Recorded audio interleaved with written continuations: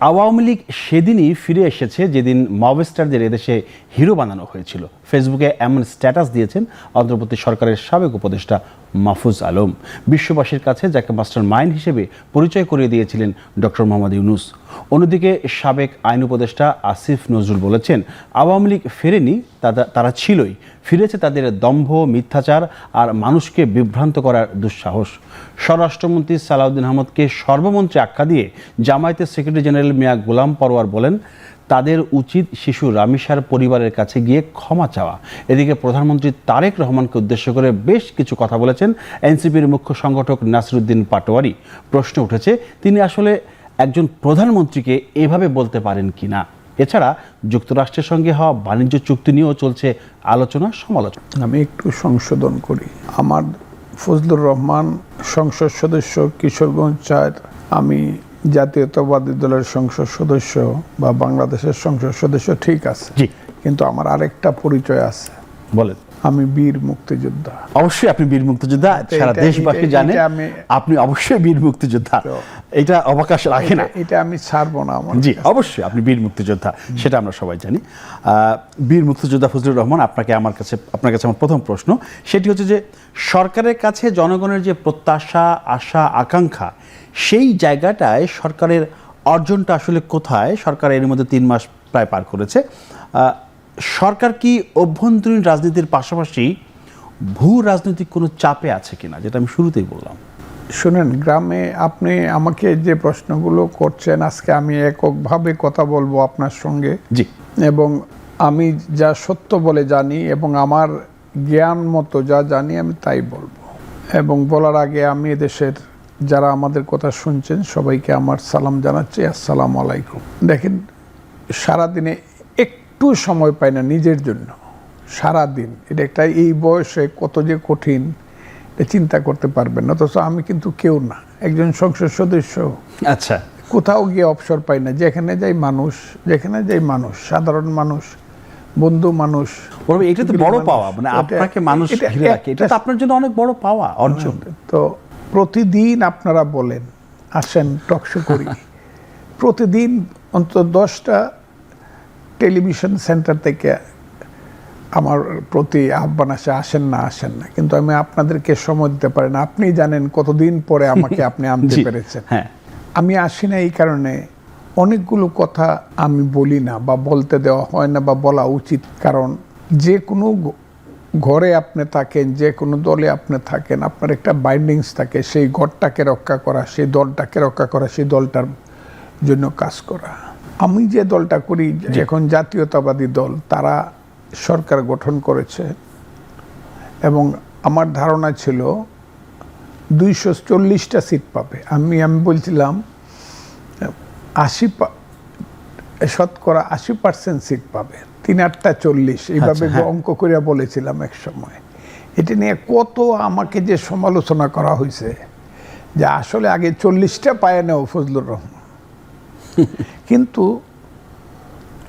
240টি পায় নাই। কারণ এইটা নির্বাচন কমিশন যেমন তেমন, যে দেশের ইউনূস সাহেবের মতো সরকার থাকে, মিটিকুলাস ডিজাইনের সরকার, সেই দেশে বিএনপি, অনেকে তো মনে করেছিল যে 2/3 সিট জামাতেরা বলতো। এমনকি আমার এলাকাতে ভোট গণা হবে দুপুর 2টা-3টা বাজে, তখনও বলতেছে সাবধান প্রিসাইডিং অফিসার, জামাত কিন্তু ক্ষমতায় আসছে, কাজে যা বলছি এবং যা নির্দেশ দেওয়া হয়েছে বুঝে শুনে কাজ করো। নির্বাচনের আগের দিন রাতে ফেসবুকে বা সব জায়গায় কিন্তু এমন একটা আভাস ছিল যে জামায়াত ইসলামী ক্ষমতা আসছে। আমার এলাকাতে তো মনে হয়েছে যে আমি কোন আমলে ইলেকশন করতেছি। এটা অকল্পনীয় যে অত্যাচার বিএনপির নেতা কর্মীদের উপরে হয়েছে, যারা আমার মূল ব্যক্তি ছিল প্রত্যেক ইউনিয়নে, 24টা ইউনিয়নে। এটা অকল্পনীয় অত্যাচার। ভোটের দিন শুধু যদি দেখছে, ফোর্স যদি দেখছে যে এরা বিএনপি করে বা বিএনপিকে ভোট দিবে, আর উপায় নেই, পিটাইতে পানির মধ্যে ফেলছে নারী পুরুষ সহ, তাও রক্ষা নাই। এই ছিল অবস্থাটা। সেই অবস্থায় দাঁড়িয়ে একটা জায়গাতে বিএনপি নিজেকে ধরে রাখতে পারলো। কোন জায়গাটা? সেটা কোনটা? সেটা হলো মুক্তিযুদ্ধ। আচ্ছা, শেষ পর্যায়ে এসে যে কারণে আমাকে তারা অনেক সময় ভুল বুঝতো, অনেকেই, সবাই না, অনেক সময় করতো তা ভুল বুঝতো আমি মুক্তিযুদ্ধ বলতাম বলে। শেষ পর্যন্ত প্রত্যেকটি বিএনপির ক্যান্ডিডেট, জাতীয়তাবাদী জোট বা দলের ক্যান্ডিডেট বলতে হলো যে আমরা শহীদ মুক্তিযোদ্ধার দল।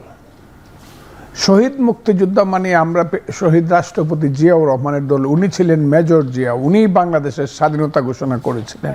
কাজে মুক্তিযুদ্ধ হলো আমাদের ভিত্তি। এই কথাটা আমাদের প্রধান নেতা জনাব তারেক রহমান সাহেব যখন বলতে শুরু করলেন এবং সারা বাংলাদেশ যখন দেখলো মুক্তিযুদ্ধ স্বাধীনতা বিরোধী শক্তির কাছে হারিয়ে যাচ্ছে, সমস্ত মানুষ একসাথে হলো, দলমত নির্বিশেষে মুক্তিযুদ্ধকে রক্ষা করার জন্য ধানের শীর্ষে ভোট দিল। 211টা বা 13টা পার্লামেন্ট সিট বিএনপি পেল। সেই বিএনপি এখন ক্ষমতা এসেছে, আপনি বলতেছেন প্রেসারে আছে কিনা। আমাদের গ্রামে একটা কথা আছে, গরিবের বউ হইলে সবারই নাকি বাউজ লাগে। বাউজ মানে ভাবি লাগে।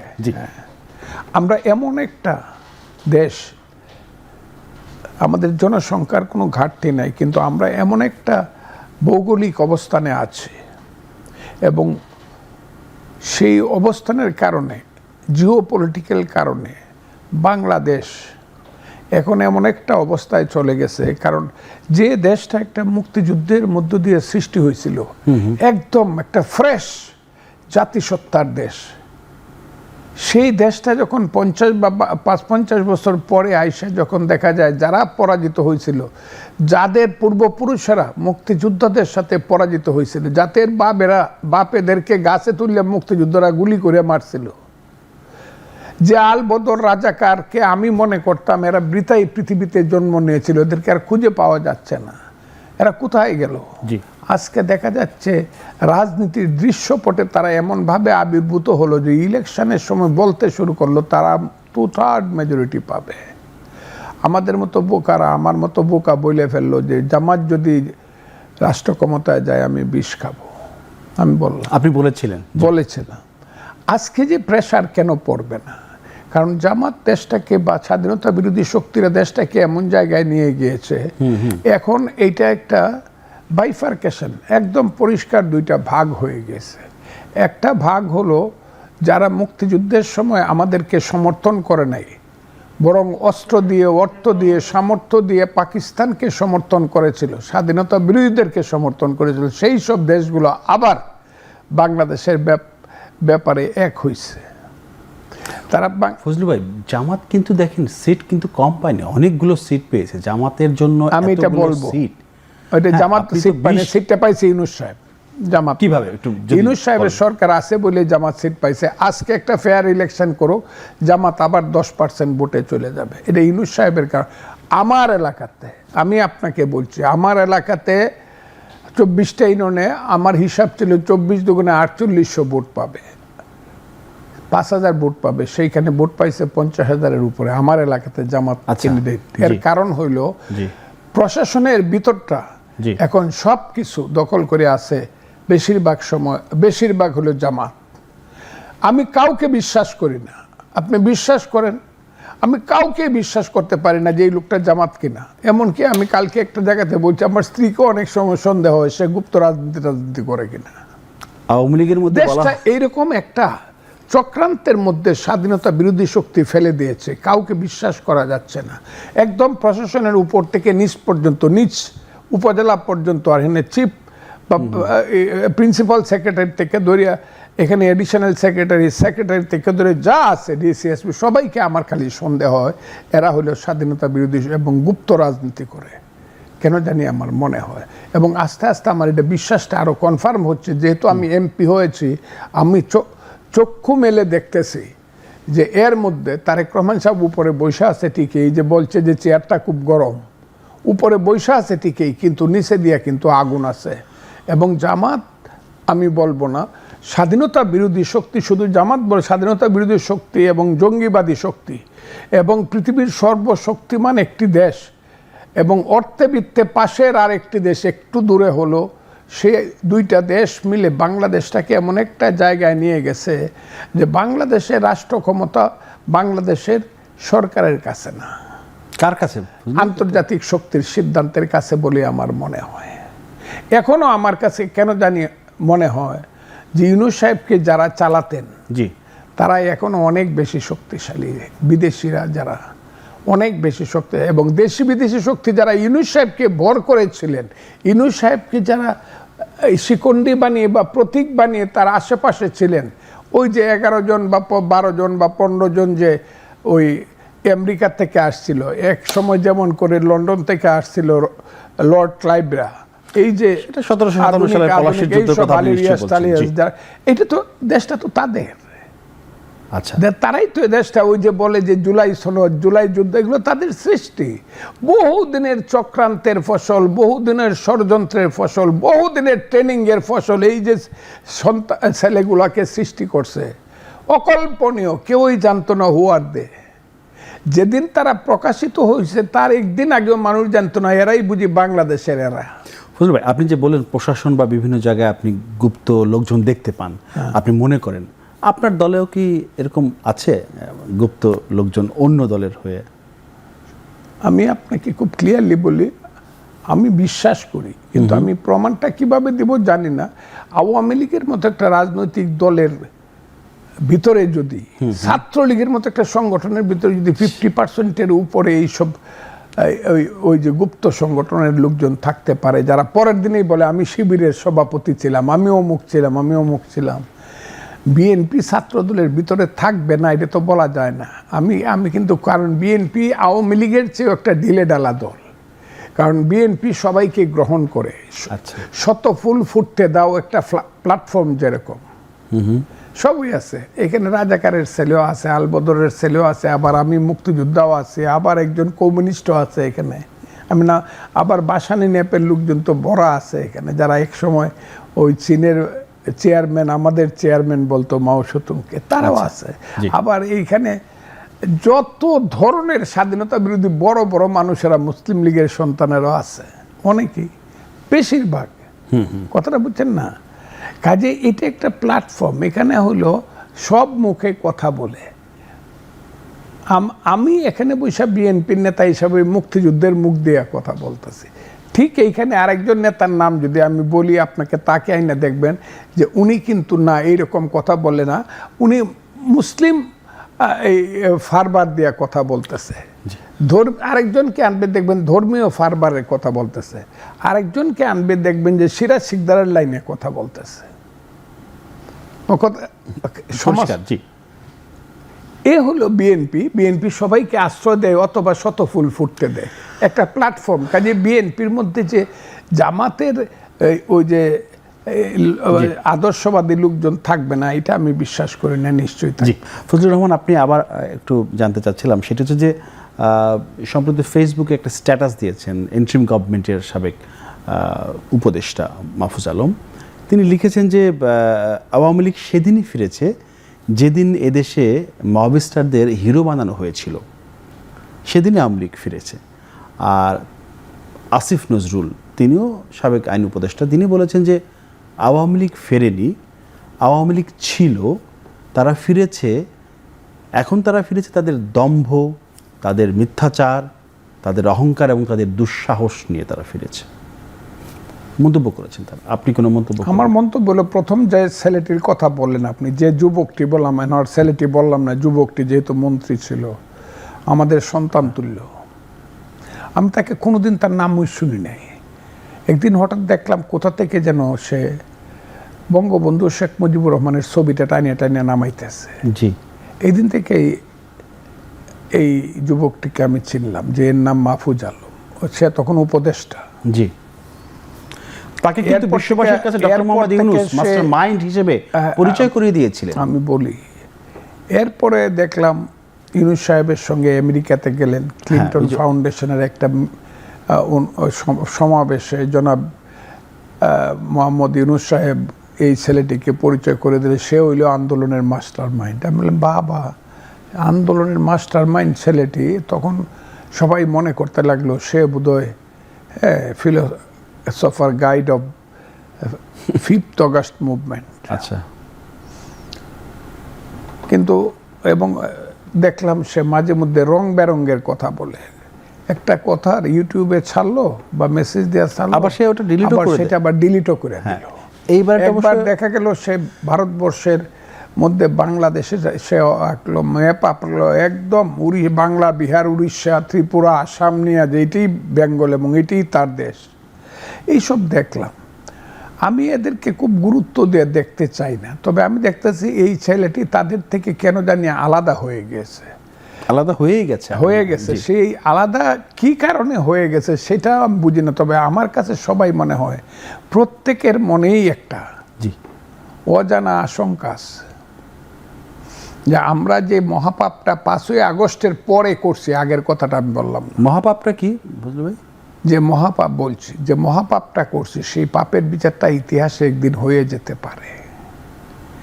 এইসব ছেলেরাই কিন্তু 5ই আগস্টের পরে, 5ই আগস্টের পর্যন্ত মুভমেন্টের 2টা রূপ। এইটা আবার আমার দল কেন এটা ভাঙ্গে বলতে হয় আমি জানি না, বোঝা দরকার। আমার দল বিএনপির আন্দোলনটা ছিল গণতান্ত্রিক। আচ্ছা,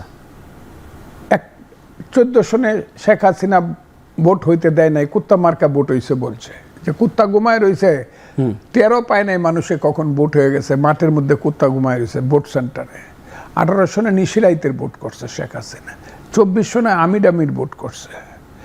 এর বিরুদ্ধে ছিল মানুষের আন্দোলনটা, এবং তাদের যে অত্যাচার, অবিচার, এই যে মামলা মোকদ্দমা, মানুষকে জেলখানায় রাখা, বিএনপি নেতাকর্মী, দেশনেত্রী বেগম খালেদা জিয়ার মতো মহান নেত্রীকে এইভাবে অন্যায়ভাবে তাকে শাস্তি দেওয়া ইত্যাদি নিয়ে মানুষের মধ্যে চরম বিক্ষোভ ছিল, এবং বিরুদ্ধে একটা গণতান্ত্রিক আস্তে আস্তে গিয়ে এই জায়গাতে পৌঁছছিল, এবং স্লোগানটা উঠছিল এক দফায় এক দাবি, শেখ হাসিনা কবে যাবে।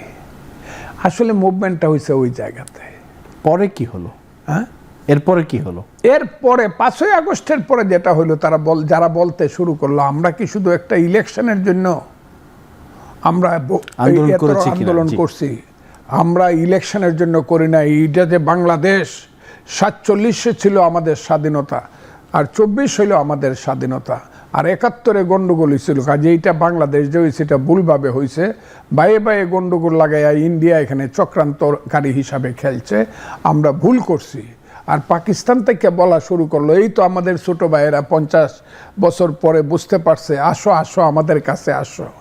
এবং পাকিস্তান থেকে সমানে বলা শুরু করলো লস্করে তৈয়বার মতো এইসব সন্ত্রাসী দলগুলো, যারা ঘৃণিত ধিকৃত কালো শক্তি পৃথিবীতে, তারা বলা শুরু করলো আমরা 71-এর প্রতিশোধ নিলাম।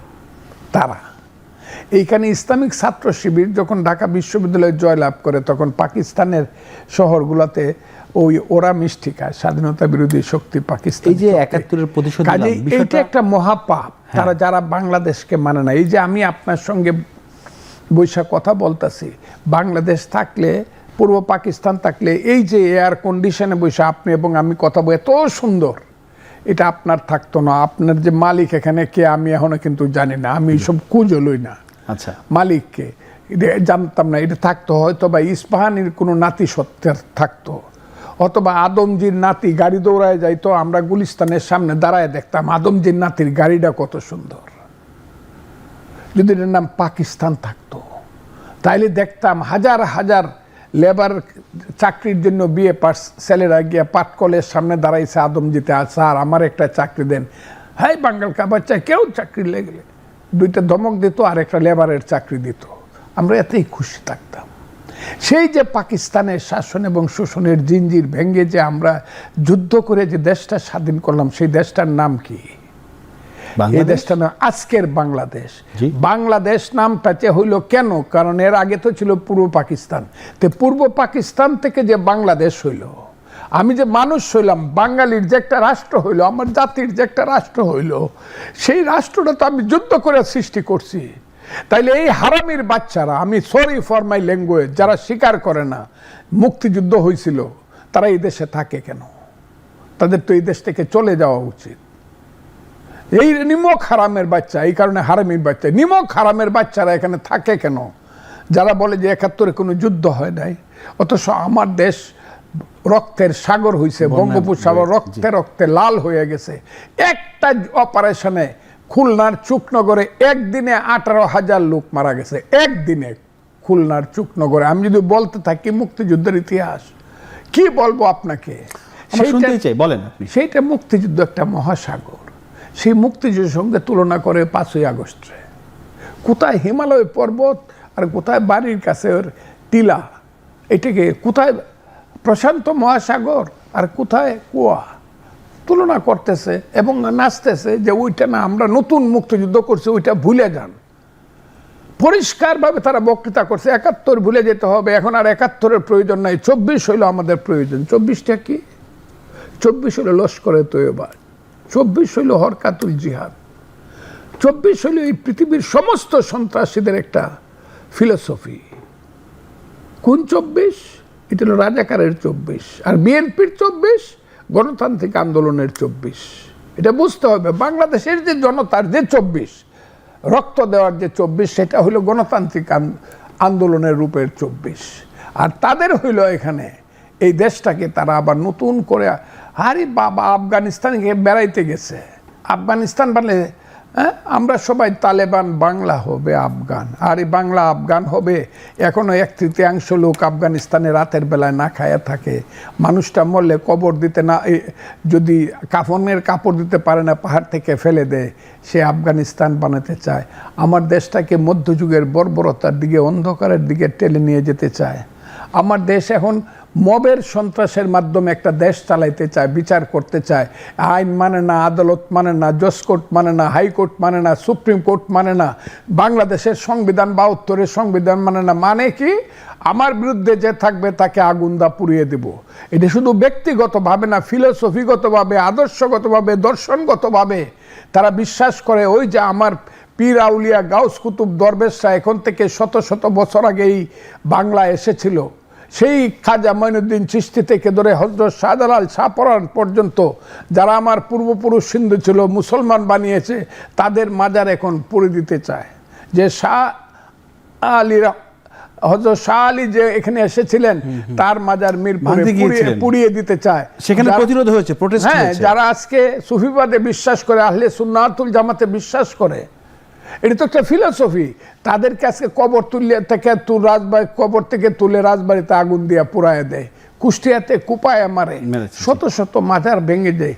এই যে ফিলোসফি, এই ফিলোসফি থেকে কি বুঝায়? আপনি আমার মাজার ভেঙে দেন কেন? এটা তো আমরা 14 যাবৎ পীর আউলিয়া গাউস কুতুব দরবেশদের মুরিদ হইয়া, আমার দাদা ফুরফুরা শরীফের মুরিদ, আমার বাবা আরেক কানে সোনাকান্দার মুড়ি, এইরকম আছে যে বিশ্বাস করতেই পারে। বলে না মাজার আমরা রাখবো না, পুরাই দিব কেন? ওখানে মাজারে বৈশা গাঞ্জা খায়, ভাং খায়, এখানে বৈশা এই বাজে কাজ করে। তো বাজে কাজ করে যদি গাঞ্জা ভাং খাওয়ানোর, মদ খাওয়ানোর জন্য মাজার পুরাই দিতে হয়, এটা যদি যুক্তি হয়, তাইলে যে যদি কোনো মাদ্রাসায়, আমি সব মাদ্রাসার কথা বলছেন, যদি কোনো মাদ্রাসায়, আমি তো প্রতিদিন দেখতেছি বলৎকার হয়, তাইলে কি মাদ্রাসা পুরাই দিতে হবে না বলৎকার যাতে না হয় তার ব্যবস্থা নিতে হবে? আপনি সেই ব্যবস্থা, তাইলে বলৎকারকে ফিরাইতে হবে, মাদ্রাসাকে আগুন দিয়ে পোড়ানো যাবে না। আমার কথাটা জি বুঝতে পারছি, পরিষ্কার। এই চলছে। আমি এই কারণে বলছি মহাপাপ করতেছি আমরা। আমরা কি মহাপাপ করছি? যারা আমার বীর শ্রেষ্ঠ, 7.5 কোটি বাঙালির মধ্যে মাত্র 7 জন বীর শ্রেষ্ঠ আমরা দিছি, 63 জন বীরুত্তম আমরা দিছি। তাদের স্ট্যাচুগুলা ওইখান থেকে ভেঙ্গে তারপরে ড্রেনের মধ্যে ফালাইতেছে। আমরা কি মানুষ? আমরা কি একটা রাষ্ট্রসত্তার মানুষ? আমরা কি মুক্তিযুদ্ধের যে যারা আমার জন্য রক্ত দিয়ে গেছিল, আজকে কি বলবো আপনাকে, মুক্তিযোদ্ধার গলায় দেখবেন মালা পরাইতেছে। কিসের মালা? জুতার মালা। দেখেছি আমরা। তো এই মহাপাপ যারা করছে, এই ছেলেটি মাহফুজ আলম যার কথা বললেন, তারা তো এই ফিলোসফিকে ধারণ করে। এখন তারা নিজেরা আলাদা থাকে। কেন আলাদা থাকে? এটা তাদের সিদ্ধান্ত। এইটা আপনারা বুঝবেন। এটা হলো মিটিকুলাস ডিজাইনের সিদ্ধান্ত। এখনো যেহেতু ইউনূস সাহেব জীবিত আছে, এখনো যেহেতু ইউনূস সাহেবের পীর সাহেবরা জীবিত আছে, মীর জাফরের যেমন পীর সাহেবরা ছিল লর্ড ক্লাইভ, মীর জাফরের সঙ্গে লর্ড ক্লাইভের চুক্তির কারণে যেমন করে বাংলা 200 বছরের জন্য পরাধীন হয়ে গেছিল, বাংলাদেশে ইউনূস সাহেবের সঙ্গে আরেক লর্ড ক্লাইভদের চুক্তির কারণে আমি বললাম বাংলাদেশ সেমি পরাধীন হয়ে যাবে দীর্ঘদিন। কোথাও নড়াচড়া করতে পারবে না, এবং তাদের অংশই তার। এখন দেখবেন এনসিপির ছেলেরা জামাতকে গালাগালি করে, এটা রাতের বেলা আগে বুঝ করছে যে আমরা এখন আলাদা থাকতে হবে। আচ্ছা, একসাথে থাকলে ওই যেভাবে মানুষ এখন জায়গা ওঠে, এই আলবদর রাজাকারের বাচ্চা কইতেছে তোমরাও এই গোনার মধ্যে পড়ে যাবা, কারণ যে তোমাদেরকে দিয়ে তো আবার স্ট্রাইকার হিসাবে খেলাইতে হবে, কাজে তোমরা নিজেদের অবস্থানটা একটু আলাদা করো। আমি মনে করি যে এই যে মাহফুজ আলম বলল, আর ওই যে আরেকটা মাহফুজ আলম বলল, এর পিছনে কারণ হইল নিজেকে একটু সেফ রাখা। আচ্ছা, কারণ মুক্তিযুদ্ধের শক্তি এক সময় ফজলুর রহমান বলছিল মুক্তিযুদ্ধের শক্তির পক্ষে, এই আঙ্গুল তুললে বলছি রে পার্লামেন্ট, আমি বলছি এই মুক্তিযুদ্ধ কিন্তু হয়েছে আলবদর রাজাকারের বাচ্চারা। তখন আমাকে হত্যা করার জন্য আমার বাড়ি পর্যন্ত আক্রমণ করছে। যদি সেদিন মিলিটারি 15 মিনিটের মধ্যে না আসতো, আর 5 মিনিটের মধ্যে যদি রমনার সহ পুলিশ না আসতো, সেদিন হয়তো আমার বাড়িতে আমাকে আগুন জ্বালায় দিত। আমি সেই ফজলুর রহমান। এখন আমার আর ফজলুর রহমান আর আলবদর রাজাকার বলতে হয় না। আপনি ইউটিউবটা খুলেন, দেখবেন প্রতিদিন হাজার হাজার লোকে বলতেছে এই আলবদর রাজাকারের বাচ্চারা। এখন তারা বুঝতে পারছে না মুক্তিযুদ্ধ অনেক শক্তি। ওই জায়গাটা আপনি একটু যদি বলতেন যে আসিফ নজরুল সাবেক আসিফ নজরুলের কথাটা আমি বলছি।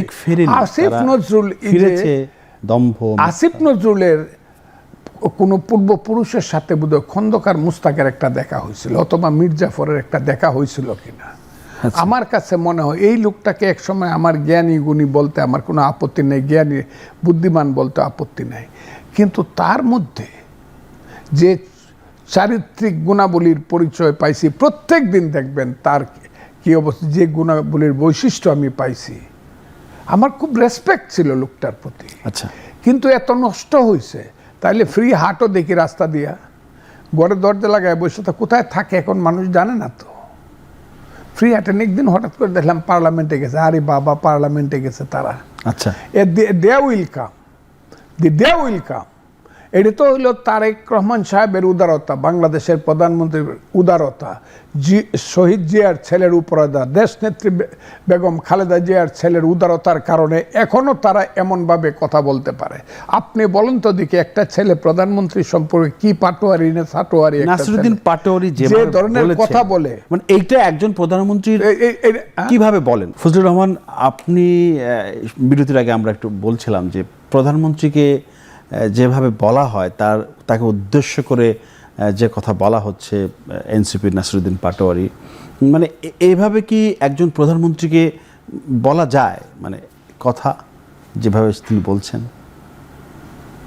যদি রাজনীতির কথা বলেন, আমি মনে করি এইভাবে বলার পরে কি বলেছে এটা আমি না বলে আপনি নিশ্চয়ই জানেন না, এইভাবে যদি কেউ বলে he must face the consequence.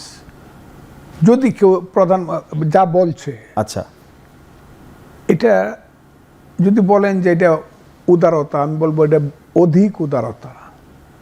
অধিক উদারতাকে আবার সার্বিকভাবে মানুষ কিন্তু অন্য কিছু মনে করতে পারে, দুর্বলতাও মনে করতে পারে। এরকম নজির আছে, অধিক উদারতার নজির আছে। জি, আপনি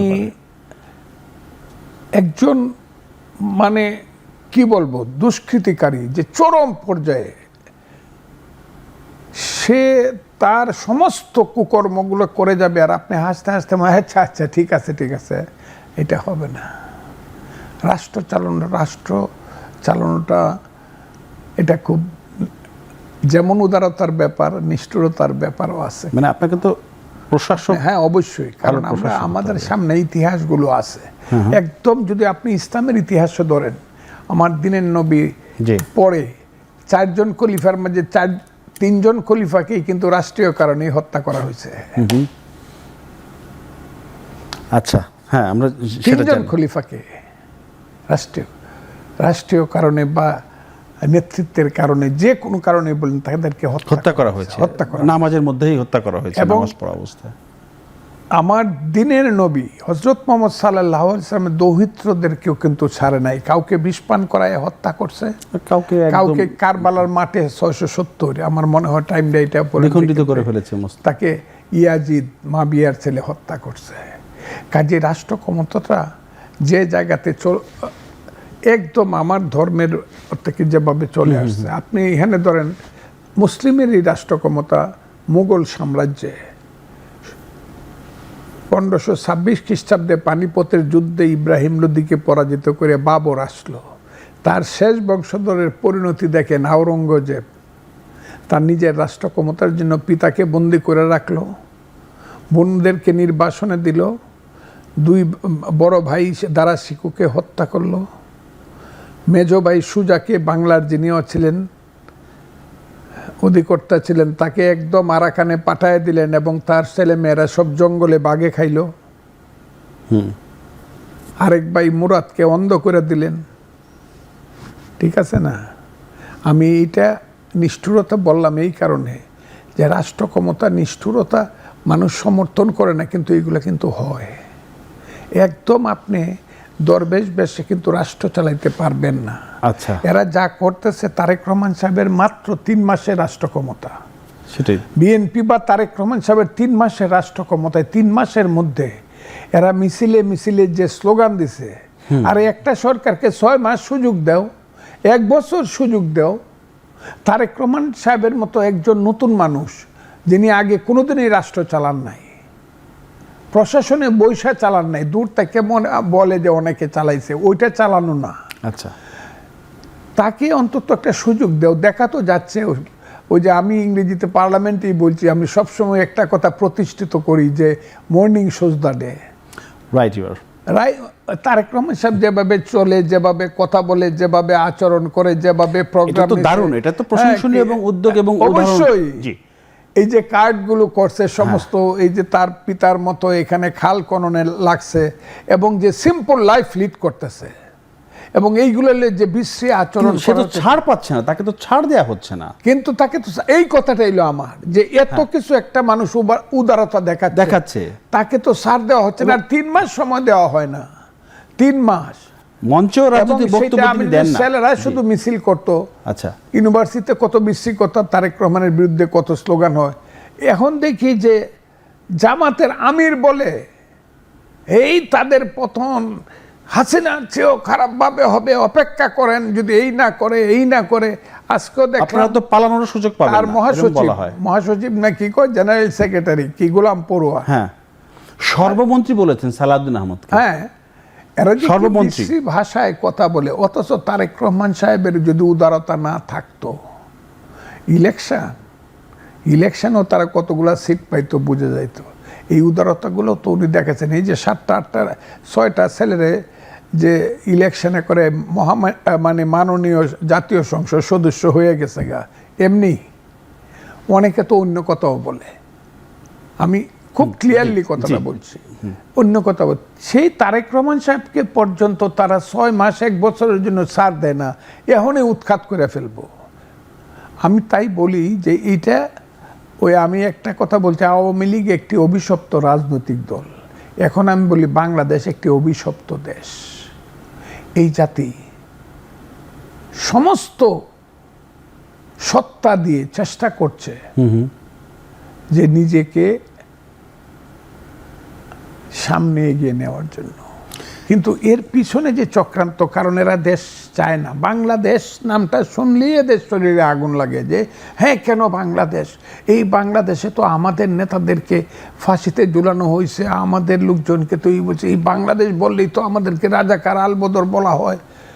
71 সনটা তারা, আমি আপনাকে বলি 1971 কথাটাই তারা ক্যালেন্ডারের পাতায় রাখতে চায় না, যে না এখানে 70 সন থাকবে, 72 সন থাকবে, 75 সন থাকবে, 80, কিন্তু 71 নামে কোনো সন পৃথিবীর ক্যালেন্ডারে থাকতে পারবে না। এরা এইরকম করতে চায় এবং এই চিন্তায়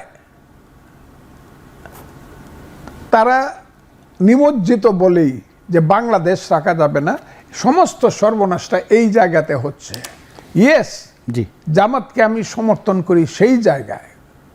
এইটা আবার দেখবেন যে কাটিয়ে দিয়ে বলবো, কালকে থেকে দেখানো শুরু করবো, ফজলুর রহমান বলছে জামাতকে আমি সমর্থন করি। আচ্ছা, অন্য কথাগুলো এরকম হয়। হ্যাঁ, জামাতকে আমি সমর্থন করি সেই জায়গায়, যে জায়গায় জামাত কাউন্সিল করি। আমি তো কোনো দিন এইভাবে কথা বলি নাই। 5ই আগস্টের পরে যখন তারা বলল 71 কিছু না, মুক্তিযুদ্ধ মানি না, যখন তাদের ছাত্র দলের ছাত্র শিবিরের সাধারণ সম্পাদক পত্রিকায় লেখা বলল যারা যারা ওই ৭১ অস্ত্র হাতে যুদ্ধ করছিল তারা আল্লাহর কাছে মাপ চাও, হ্যাঁ জি, যখন তারা বলল তখন থেকেই তো বলা শুরু হইল। কারণ every action must have its equal and opposite reaction. আপনি যখন বলতে শুরু করবেন আপনি মুক্তিযুদ্ধ মানেন না, এটা ভুল ছিল। আমি যখন মুক্তিযুদ্ধ আমার যে মানে বোন ধর্ষিতা হয়েছে, আমার যে মেয়ে ধর্ষিতা হয়েছে, আমার যে বাড়িঘর পুড়ছে, আমার পিতা যে শহীদ হয়েছে, আমি তখন আপনাকে পাল্টাটা বলবো এই রাজাকারের বাচ্চা, এই কথাটা তো বলবো, এটা কেন শুরু করলেন? আজকে যাদেরকে ওই যে 68টা পরে তো বাংলাদেশের মানুষই দেখ, আর তারা নিজেরা পাক যেভাবে পাক, আমি দেশের সমালোচনা করতে চাই না, আমি তো তাদের ছিলাম না, আমি তাদেরকে তো এত সমালোচনা করতাম না যদি তারা মানতো যে ৭১ হয়েছে, আমাদের পূর্বপুরুষেরা ভুল করছে, সেই জন্য আমরা মাপ চাই। কিভাবে মাপ চাই গোড়ায়া? ৪৭ থেকে ২৪ পর্যন্ত আমাদের দলের আচরণে যদি কেউ যদি শব্দটা তারা কেন বলে? যদি কষ্ট পায় তাহেন যদি বলে শব্দটা, যদি বলে, এদেরকে একদম হাত জোর করে কাউন্সিল করে রেসকোর্স ময়দানে হোক, রেসকোর্স ময়দানে ওরা যাওয়াটা উচিত না, অপবিত্র হয়। কারণ রেসকোর্স ময়দানে ৭ই মার্চে বঙ্গবন্ধু বক্তৃতা করছে, আর ১৬ই ডিসেম্বরে রাজাকার বাবা যারা আলবদর রাজাকার সহ ওই যে বলছে এলআই ফোর্স, তাদের আবদুল্লাহ খান পাকিস্তানিরা এখানে সারেন্ডার করছে। আমি মনে করি যদি মাপ চায় পলিটিক্স করতে পারে, তা না হলে এদেশে একটা রাজনৈতিক একটা পার্জিং হবে, রাজনৈতিক একটা যুদ্ধ হবে। সেই যুদ্ধটা, রাজনৈতিক যুদ্ধটা কি ফর্মে হবে আমি জানি না, কিন্তু প্রতিদিন যদি সব কিছুকে শেষ করে দিতে চায়, বাংলাদেশকে শেষ করে দিতে চায়, সহ্যেরও একটা সীমা আছে। মানুষের সেই সহ্যের সীমা কিন্তু অতিক্রম করবে। আমি আপনাকে এখনো বলি, আনেন 2টা ব্যালট, ওই তারা যে গণভোট বলে, আমিও গণভোট চাই, 2টা ব্যালট আনেন, আগে এটা ডিসাইড হোক বাংলাদেশে কে ৭১ এবং মুক্তিযুদ্ধের পক্ষে, আর কে ৭১-এর বিপক্ষে এবং মুক্তিযুদ্ধের বিপক্ষে, 2টা ভোট হোক। আচ্ছা, যদি ওরা জিততে পারে, জামাত শিবিররা বা ওইসব যারা ওইসব ফোর্স জিততে পারে, চিরদিন আমি তো বললাম আমি বিষ খাবো। কিন্তু মুক্তিযুদ্ধ যে বাংলার 1000 বছরের বাঙালি জাতির যে অহংকার এবং অর্জন, সেই অর্জনকে যারা ধ্বংস করতে চায়, কতদিন আপনি তাদেরকে ছাড় দেয়া থাকবেন? আমি তো বুঝি না। এই সমস্ত জায়গাতে আমি কাগজপত্র দেখি, কোথায় যেন ধরেন থানা থেকে একটা রেজুলেশন আসলো, যে রেজুলেশনটা মুক্তিযোদ্ধা বা ওই একদম সাধারণ একটা রেজুলেশন। ফজলুল ভাই, এই বিভাজন একটা শুনলেন, একটু এই কথাটা বলবো, একদম ইউনু সহ সমস্ত কিছু সহ সব মিলে লিখে দেওয়া হলে সবাই একমত হইলাম, ইয়েস এই ডিসিশনটা পাস করার জন্য উপরে কাগজটা পাঠানো হোক, এই ওটা পাস করার জন্য। আচ্ছা, আইসা দেখবেন ডিস্ট্রিক্ট লেভেলেই কোথায় যেন কোন সাপ বৈশা আছে, এটা বদল হয়ে ডিস্ট্রিক্ট লেভেল। আচ্ছা, ডিস্ট্রিক্ট লেভেলে কিছু বদল হইল, উপরে আইসা কোথায় যেন দেশ চালায় তারেক রহমান। মানুষ জানে তারেক রহমান যা করতেছে ভুল শুদ্ধ, ব্যাপারটা কিন্তু বিএনপি এবং তারেক রহমানের এই যদি কোনোদিন শাস্তি হয় আমাদেরই হবে। কিন্তু আমরা দেশ চালাইতেছি, আমাদের ভিতরে যারা বৈশা রয়েছে, অকল্পনীয় ব্যাপার এটা, আমি এটা অকল্পনীয় বলবো। এখনো আমি বুঝি না সরকার যারা চালাইতেছেন, আমিও সেই সরকারের এই সাথী, কিন্তু আমাদের এটা লক্ষ্য করা উচিত যে আমাদের ভিতরে কিন্তু সাপ আছে। ফজলুল ভাই 1 মিনিটে বলবেন, আমার সময় শেষ। সেটা হচ্ছে যে এই বিভাজন আর কতকাল? আপনি যেটা বললেন যে একটা রাজনৈতিক যুদ্ধ হবে, আমরা এগুলো আসলে বেরিয়ে আসতে চাই এখান থেকে, এই বিভাজনের রাজনীতি থেকে তো বেরিয়ে আসার কি উপায়টা কি আসলে? উপায়টা হ্যাঁ, আমি আপনাকে বলি, কালকেও বলছি কথাটা। আচ্ছা, এখন যদি একদল লোক বেরিয়ে যায় জি, যে এটা কিন্তু রাজনৈতিক যুদ্ধ, রাজনৈতিক যুদ্ধে যারা আদর্শিকভাবে পরাজিত হয়, ধর্মযুদ্ধ যারা আদর্শিকভাবে পরাজিত হয়, দেখেন কারবালাতে কিন্তু জয়লাভ করছে ইয়াজিদ, এবং ইয়াজিদেই তখন রাষ্ট্র ক্ষমতায় ছিল, এবং সে খুতবা পরিবর্তন করে বলছে আর সুলতান জিল্লুল্লাহ, সুলতান আল্লাহর ছায়ার মধ্যে থাকে, আমার বিরুদ্ধে কথা বলা মহাপাপ, ইমাম হুসেনের উপরে অভিসম্পাত। কিন্তু আজকে 1400 বছর পরে, 670 খ্রিস্টাব্দের পরে আজকে সেটা তো কে এই পৃথিবীতে জি। কাকে মানুষ মনে করে ইসলামের বন্ধু আর কাকে মনে করে ইসলামের শত্রু? সেটা প্রতিষ্ঠিত এখন কাকে প্রতিষ্ঠিত যে ইমাম হুসেনই হইল নবীর বংশধর, নবীর দৌহিত্রই হইল পৃথিবীর মুসলমানের ইয়াজিদের আত্মা। ইতিহাস ওইটা সেই কালো ইতিহাসই রয়ে এখন গেছে। যদি আপনি বলেন এই ইয়াজিদ আর ইমাম হুসেনকে মিলানো যায় না একটু, না আসলে কখনো মেলানো যাবে না। তাই কেন কইলেন? আচ্ছা, 100 বছর পর্যন্ত 1757 সনের পরে জি। মানুষ বলছে মীর জাফর দেশপ্রেমিক, সিরাজউদ্দৌলা বিশ্বাসঘাতক। কিন্তু 1857 সনে যখন প্রথম ভারতীয় মুখ হয়েছে, স্বাধীনতা সংগ্রাম হয়েছে, যাকে সিপাহী বিদ্রোহ বলা হয়, ব্রিটিশরা বলতো, তারপর থেকে প্রতিষ্ঠিত হয়েছে ব্রিটিশ শাসকত্র এবং ব্রিটিশের হাতে যে চক্রান্ত করে দেশ দিয়েছে তার নাম মীর জাফর। মীর জাফর হইল দেশদ্রোহী, বিশ্বাসঘাতক, সিরাজউদ্দৌলাই হলো দেশপ্রেমিক। এখন কি আপনারা যদি বলেন যে না, আচ্ছা মীর জাফর আর সিরাজউদ্দৌলা একটু মিলেমিশে দেশটা চালাই আমরা, চলেন, এটা হবে? না, এটা হবে না। আচ্ছা, যতদিন পর্যন্ত জামাত স্বীকার না করছে মুক্তিযুদ্ধ স্বীকার করলাম, বাংলাদেশকে স্বীকার করলাম, আমরা গণতান্ত্রিক রাজনীতি করতে চাই, অথবা তারা তাদের মতো করে ইসলামী রাজনীতি করুক, কিন্তু বাংলাদেশ এবং মুক্তিযুদ্ধকে একদম স্বীকার করে তাকে তখন আমাদের মিল হবে। কিন্তু যারা বাংলাদেশেই মানে না, তার সাথে আমার কি মিল হবে?